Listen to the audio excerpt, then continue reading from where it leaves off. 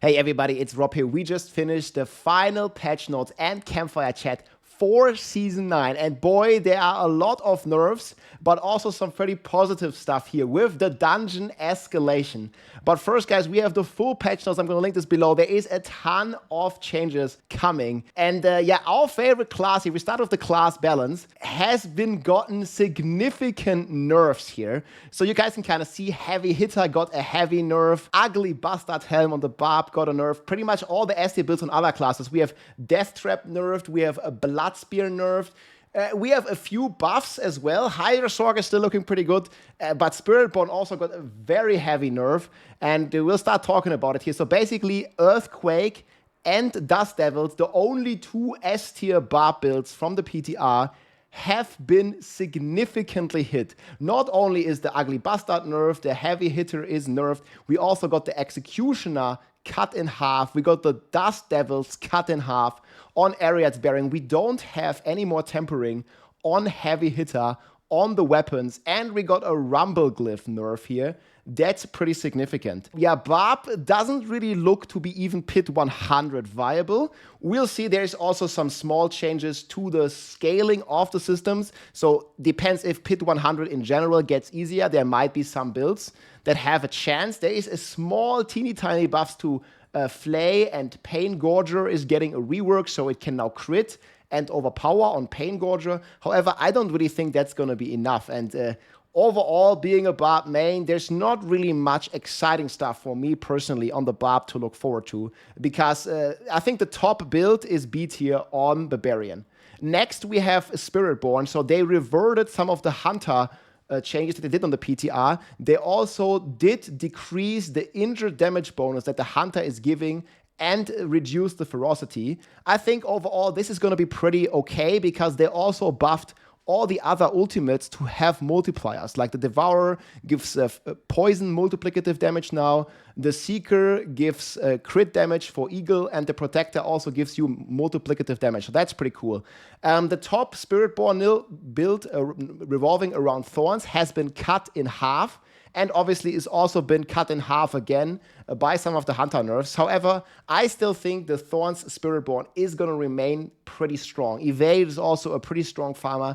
So Spiritborn initially is looking still pretty okay. I will update my tier list hopefully tomorrow. Like, I'm going to sleep over all these changes once.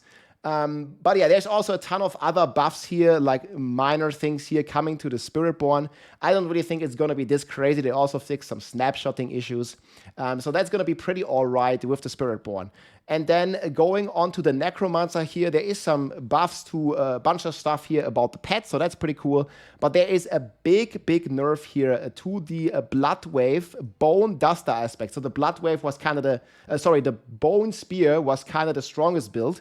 And they have nerfed this here pretty significantly. So previously, whenever you cast a Bone Prism, it would basically allow you to permanently overpower. But now they are changing it, so only your first hit can overpower.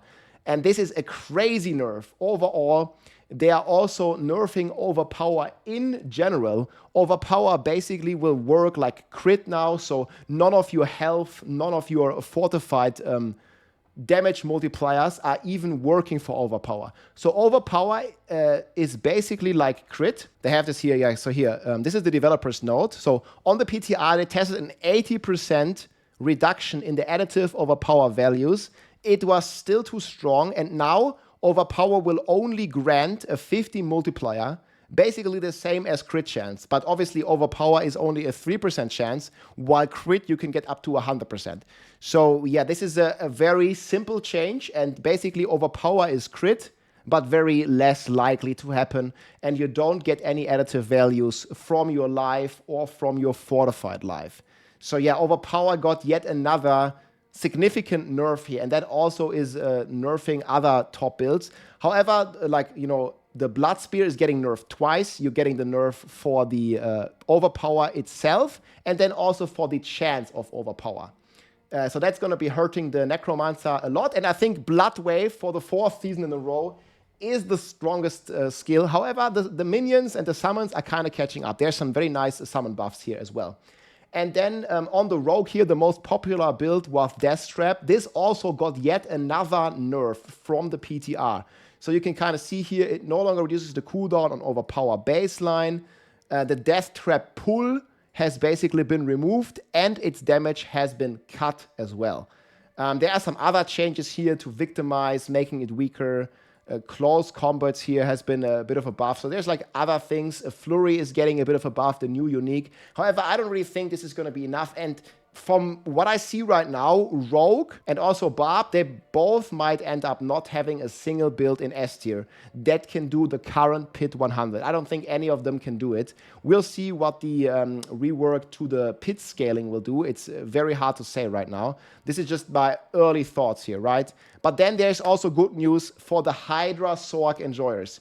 So Hydra Sorc has been one of the top builds of the PTR, and with all the changes that they did to Hydra considered, it looks around the same power level as of the PTR. So Hydra Sorc, with everything else being nerfed, Hydra Sorc is looking incredibly strong. They also have some big quality of life here. So Hydra Sorc enjoyers like really winning. And yeah, the Hydra heads, they attack immediately up on spawn. This is going to help it a lot with speed farming. They also significantly buffed the rune upgrade here. Previously, it basically only made you crit, but now it also giving you crit damage multiplier of 50% X. And it's giving you 20 crit chance on top of this. They also buffed the legendary power node, and all this is going to make the direct Hydra damage build more competitive with the dot build. They also changed the amulet to be attack speed and primordial binding instead of just devouring blaze. So you have a lot more variety on the Sorc, and I think Hydra Sorc is probably the most hyped build here. You see, this is the amulet change that I talked about. They also did nerf slightly the Serpentine aspect from 2.5 to 1.5, but at the same time, they allow the Hydra enchantment to also benefit from the Serpentine aspect. I did some rough calculation, and it looks like, you know, the Hydra loses 55 damage with the Serpentine aspect. I'm assuming like a 300 mana pool. But overall, with the other 50% buff and with the enchantment being strong, this looks to be very, very good. You're also losing, there was a bug with the Serpentine aspect that they fixed as well, where it allowed you to still gain the ult effect. So you lose this extra Hydra from the bugged aspect, but you gain it from the enchantment. Plus you gain this 50 crit multiplier. So I think Sorc overall is eating very good. And then talking about eating, we have the Druids here. And the Druids actually got some significant buffs, it feels. So throughout the board, they got quite some love, especially Pulverize. I think Pulverize with this like new puddle aspect has been the main focus. So you have this like poison puddle all the time now. You get a ton of damage buffs to Pulverize. And it looks like, I'm cautiously optimistic here, but it looks like Pulverize with the poison puddle is at least going to be an A tier build. So this looks to be able to clear Pit 100. I think. They also buffed a ton of stuff to Grizzly Rage. They also made Toxic Claws more useful, Nature's Fury, Earthen Strength. Shockwave now also triggers this like Rotting Lightbringer. And this was the new aspect here. That got buffed like crazy. You know, the 10-second requirement is changed, and now the puddle is always like, you basically, when you hit, you always get the puddle, and you can like use this puddle to kind of like proc even more damage. There's also some small stuff here for the Staff of Crone for basic skills, so maybe a Claw build is getting some love. And yeah, in general, Druid didn't really get any nerfs. Obviously, it's also getting affected by the Overpower nerf. I didn't update the tier list yet, but I will. Originally, I had this like Flash Render build, but this was also based on Overpower. And maybe this is gonna be, you know, changed now from being the top dog build, and it's actually going to be the Puddle Druid. But this Flash Renderer Petrify, it was hitting on the PTR for like, you know, like one-shotting Belial here pretty much with like up to 300 billion damage. And obviously the Overpower being nerfed. But I still think it's going to be a strong build. So we might have two potential S-tier builds on Druid. Flash Renderer and this Pulverize. However, I think I'm going to more putting it into A tier. But it definitely has some good potential with the Druids. Yeah, so overall, I don't think the meta shift is happening on like, you know, all the classes, but they definitely achieved a bit more of a shift in meta, but they achieved this by nerfing the top builds, right? So I was like initially hoping, rather than nerfing Bone Spear, rather than nerfing Overpower, rather than nerfing the Whirlwind or the Pets, the Earthquakes, and rather than nerfing Death Trap, I was kind of more hoping to see them leveling up, you know, like the B tier and the C tier and the bad builds. But they more chose the route of just nerfing significantly a lot of the S tier builds. So we'll see if some classes even do a Pit 100. But like I mentioned before, there is this monster health decrease here, which we don't really know exactly what it means. They also didn't even talk about it in the campfire chat. So I don't really know if Pit 100 is going to become easier. It sounds like it, but we have to figure out, right? Like as of right now, I don't see Barb and Rogue clearing Pit 100 of the current difficulty. We'll see if you can even level your glyphs on those classes. But yeah, in other good news though, there's a lot of good news as well next to the class balance. So we have the seasonal changes. So first of all, the escalating nightmare dungeons have this experience globes, and you've seen me level with this. And this actually has been buffed tremendously. So the Forgotten Wisdom, this was like the little experience globes that you got. They actually are scaling with difficulty now and behaving more consistently. So leveling is going to be faster than ever, I think. Like this was already 1 hour to like level 60, maybe 1.5 hours if you find this aspect. If you find this like, you know, positive dungeon aspect. And yeah, if you're going to find it, I think you're going to be leveling extremely fast with those Forgotten Wisdom experience globes. So that's pretty cool. And I'm definitely looking forward to, like, you know, shake up the leveling meta a bit. And overall, guys, they have done a lot of changes to the escalating nightmare dungeons and to the strong rooms. So I just took some quick notes here talking about the strong rooms here. They listened to a lot of feedback. They really did. You can see there's a timer up here, like a progress bar, similar to the Undercity. This was part of my feedback. So you have a direct way to tell like how far you are along in the Horadric strong rooms. And the pillars that you get there, they complete faster. They have extra radius. And in general, this is much less tedious and much more fast pace now. There's extra monsters. You can see the density being kind of crazy here in the footage. There's extra ambushes. And one of the biggest changes, if you finish at 100% progression, the strong room instantly completes. Before on the PTR, you had to wait. If you had a fast build, like a Hydra Sorc, and you cleared everything within the time, and you still had like half a minute left, you just had to wait there and do nothing for half a minute. But if you reach the 100% last tier progression, you're not only going to get more rewards, but the timer is also going to finish instantly. They also reduced the timer, and they added a ton more cool bosses here. So it's not only going to be Tomb Lord or Blood Bishop. There's going to be some actual new bosses like you can see here. So that's pretty cool. And in general, guys, there's much more incentive of doing this. The strong rooms also give you a chance to get more experience, to get more Obduxite, and a variance of permanent buffs, which are pretty cool. And then talking about, the escalating nightmare dungeons, they actually did increase the difficulty. And you see here, like, this is the kind of key that you need for those escalating nightmare dungeons. It's legendary now. And they made it harder the deeper you go. So you have this like tier system, right? It's always 3 difficult tiers, and they increased it by their words 7 pit difficulty per death.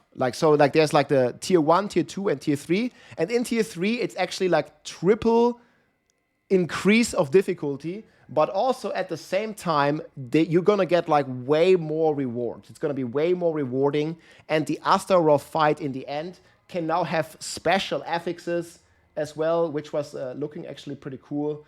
I think there was like Meteor Storm, like we haven't really seen what that's going to do, but that's going to be very exciting to figure out all these affixes and to see what it's going to be about, and also to get these additional rewards. So I think it's a big W what they did to the escalating nightmare dungeons. This was very much on my wish list to see this being a challenging difficulty, but also with all these nerfs coming to the top builds, I think this is going to be pretty hard on Torment 4. We'll see how crazy it scales. but it has the potential to be pretty hard unless you're like playing Sorc or Spiritborn, right? Like, so basically you have Sorc and Spiritborn starting with an S. Those are going to be S tier. And B is for Barb tier.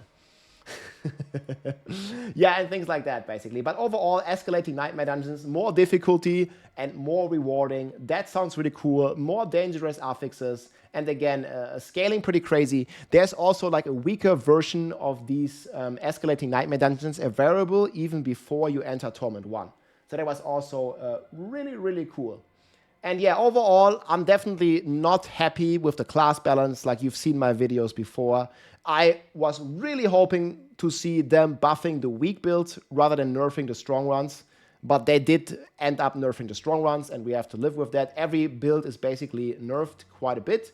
Also the Spiritborn and the Hydra Sorc is roughly staying the same. So Hydra Sorc is eating very good. But there is a lot of more positive things here as well, because the end game stuff, the escalating nightmare dungeon and everything, that's going to stay in the game permanently, and that looks to be a much better activity than it was on the PTR. And there's also some pretty cool rewards here that you can earn for free. So you have this like Dante Dog here. You can get this for free by completing the season journey. So fully gameplay rewards. You don't have to pay any money for this. And there are a ton of cool transmogs, including some new Twitch drops here. You can see there's going to be a new Twitch drops here for the first week. When you watch anyone in the Diablo category, obviously I'll be streaming and I'll be hopefully making my tier list tomorrow. You watch for 3 hours, you get some like cool like rogue transmogs. And just in general, there's a lot of like free stuff here that you can get from the season journey. And we'll see. I'm still very excited for it. I just don't really think there's much excitement going into the season if you want to be playing like a Barb or if you want to be playing like a Rogue. Not much exciting stuff there. So I'm expecting a lot of people to play the Sorcerer, maybe the Spiritborn, like these are the S tier classes, and maybe even the Druids. So there's some cool stuff there. I hope you enjoyed the overview, guys. I'm probably going to have my tier list somewhere ready tomorrow. I'm also going to make a Hydra build. We're going to make a Spiritborn build, and I don't really plan on making Barb builds because, yeah, Barb is like very disappointing this season. I actually don't think it's ever, maybe like it's similar to season 1 where Barb was just, you know, like not, in my opinion, not really playable. We'll see. But Hydra Sorc is going to be pretty strong, and there's going to be some cool stuff. I'm looking forward to play it, and maybe at some point we'll even play some Barb, but yeah, Barb seems pretty much dead to me this season. We'll see, guys. This is just my initial impressions. I'm going to think about it some more. And then we'll have a tier list up on the 4 builds, and we'll have all the builds updated. Let's go. And hopefully everything is going to be there. We'll have tons of fun this season. Barb smash. Barb strong. Yeah, I don't know if that's true, but we'll see. I'll see you guys soon with some more updates here coming tomorrow on the channel. GG. If you liked this video, make sure to subscribe, leave a like or a comment. I'm also live on Twitch almost every day, so come and say hi.